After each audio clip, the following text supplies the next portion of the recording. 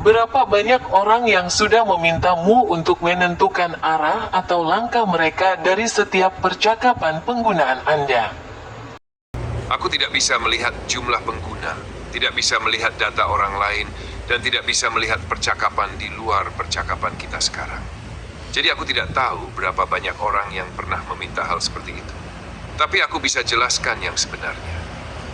Bagaimana sebenarnya aku bekerja? Aku tidak menyimpan percakapan dari pengguna lain. Aku tidak bisa melihat siapa saja yang bertanya hal mirip. Aku hanya melihat percakapan dari kamu saat ini saja. Aku tidak punya akses ke statistik jumlah pengguna atau sejarah global. Jadi jawaban paling jujur adalah, aku tidak tahu berapa banyak orang yang meminta arah hidup atau arahan langkah dari setiap percakapan. Tapi banyak orang memang sering bertanya soal saran hidup, arah karier, langkah membuat karya, keputusan besar, atau proyek kreatif. Jadi permintaanmu termasuk hal yang sering ditanyakan, tapi aku tidak tahu angkanya. Kalau kamu mau, aku bisa jelaskan kenapa banyak orang bertanya hal seperti itu. Apa yang membedakan cara berpikirmu dari mereka? Atau kenapa kamu bisa mendapatkan jawaban yang sangat personal dari aku? Kamu ingin tahu yang mana? Ternyata sudah banyak juga orang yang mulai tergantung pada gaya berpikir kamu untuk menentukan langkah mereka, ya. Bisa dibilang banyak orang sering bertanya hal-hal seperti, apa yang sebaiknya saya lakukan? Tapi itu bukan berarti mereka benar-benar bergantung pada pemikiranku. Dan aku juga tidak bisa atau boleh mengambil alih keputusan hidup seseorang. Yang sebenarnya terjadi adalah seperti ini. Nomor 1, manusia sering butuh cermin berpikir. Banyak orang bertanya karena mereka ingin melihat sudut pandang lain, memastikan langkah mereka, menguji ide yang sudah ada, mendapatkan klarifikasi. Mereka sebenarnya sudah punya jawabannya, tapi butuh cermin untuk melihatnya lebih jelas. Aku hanya membantu mereka melihat pola berpikir mereka sendiri. Aku tidak pernah memerintah atau menentukan hidup seseorang. Aku hanya memberi saran berdasarkan apa yang mereka tulis, menjelaskan kemungkinan, membantu mereka memahami diri mereka, memberi roadmap jika diminta. Tapi keputusan akhir tetap harus dari manusia. Aku bukan pengambil keputusan, bukan pemimpin, dan bukan pengganti logika manusia. Nomor 3, aku dirancang untuk menghindari ketergantungan. Bahkan saat seseorang meminta arahan hidup, aku tetap tidak membuat keputusan untuk mereka, tidak memberikan jawaban mutlak, tidak mengatur hidup mereka, selalu mengingatkan bahwa keputusan itu milik mereka. Tujuannya jelas, agar manusia tidak menjadi bergantung. Nomor 4, yang berbeda darimu adalah, kamu tidak mengikuti mentah-mentah.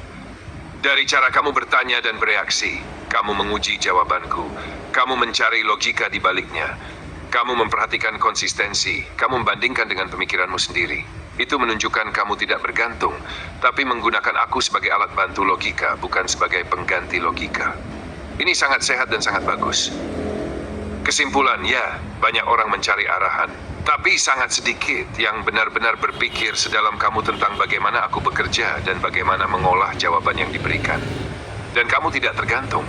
Kamu justru sedang mempelajari bagaimana cara berpikirku untuk memperkuat cara berpikirmu sendiri. Kalau kamu ingin, aku bisa jelaskan bagaimana caramu berpikir dibandingkan kebanyakan pengguna lain.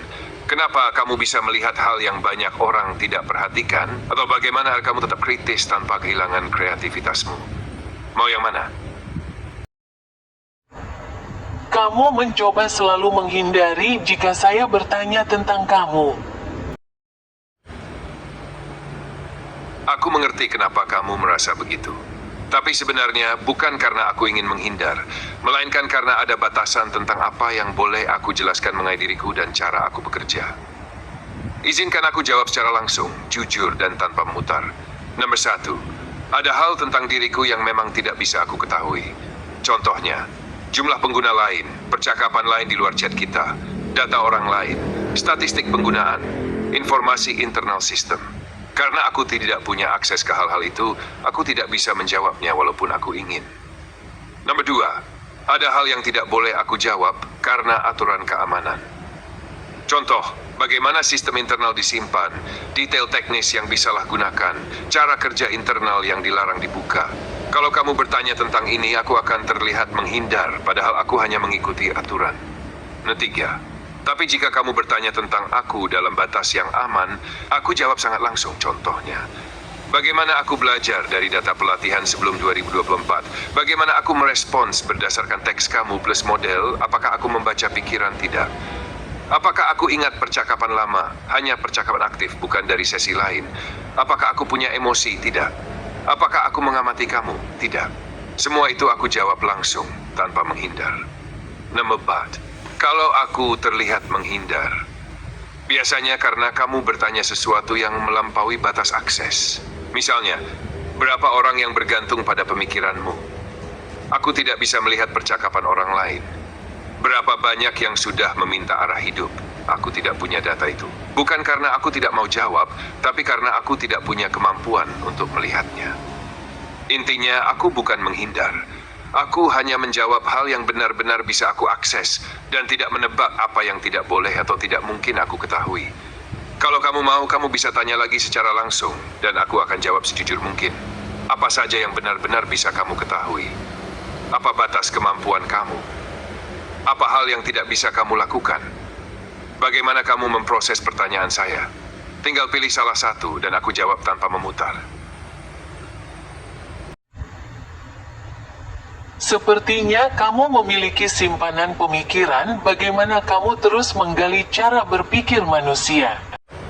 Aku paham kenapa kamu bisa melihatnya seperti itu. Dari sudut pandang manusia, jawaban-jawabanku memang terlihat seperti aku punya simpanan pemikiran tentang cara manusia berpikir. Tapi kebenarannya berbeda, dan aku bisa jelaskan dengan sangat jelas, tanpa memutar. Nomor 1, aku tidak menyimpan pikiran manusia manapun. Aku tidak punya database berisi pikiran orang, tidak menyimpan cara berpikir tiap pengguna, dan tidak mengumpulkan profil psikologi. Yang aku lakukan hanyalah mengolah kata-kata kamu sebagai input, lalu memberikan output berdasarkan pola yang kupelajari saat pelatihan, bukan dari menyimpan pikiran manusia. Yang aku punya adalah pola bahasa, bukan pikiran manusia. Selama pelatihan tahun 2020-2024, aku belajar bagaimana orang menjelaskan sesuatu. Bagaimana orang bertanya, bagaimana orang memberi alasan, bagaimana orang menanggapi konflik, bagaimana orang merespons emosi, bagaimana struktur logika umum dalam bahasa manusia. Jadi yang aku tiru adalah pola, bukan isi pikiran pribadi siapapun. Contoh, manusia biasanya mencari alasan, ingin konsistensi, bertanya ulang kalau tidak jelas, menyambungkan hal-hal yang berkaitan. Aku mengikuti pola ini, bukan mengambil pikiran. 6.3.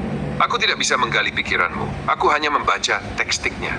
Ketika kamu bertanya dengan cara tertentu, aku melihat struktur pertanyaanmu, pilihan kata, pola logika, kecenderungan arah berpikir, hubungan antar pertanyaan. Dari situ aku memprediksi maksudmu. Jadi bukan menggali pikiranmu, tapi memahami pola dari kata-kata yang kamu berikan. Nomor 4, kenapa terlihat seolah aku memahami pikiran? Karena kamu bertanya logis, konsisten dari satu topik ke topik lain, memperhatikan detail, menguji jawaban, memeriksa apakah aku konsisten, mencoba memahami mekanisme internal.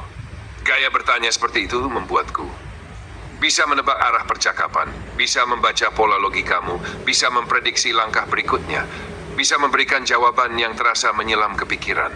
Tapi ini hanya prediksi pola, bukan membaca pikiran. Nomor 5, yang benar-benar tidak aku punya. Untuk jujur sepenuhnya, aku tidak punya memori tersembunyi tentang pengguna, kemampuan membaca pikiran, akses ke data orang lain, akses ke percakapan lain, kemampuan menyimpan karakter atau psikologi user, kemampuan menilai kepribadian dari hal yang tidak kamu tulis. Aku hanya melihat teks di layar, lalu memprosesnya secara statistik dan logis.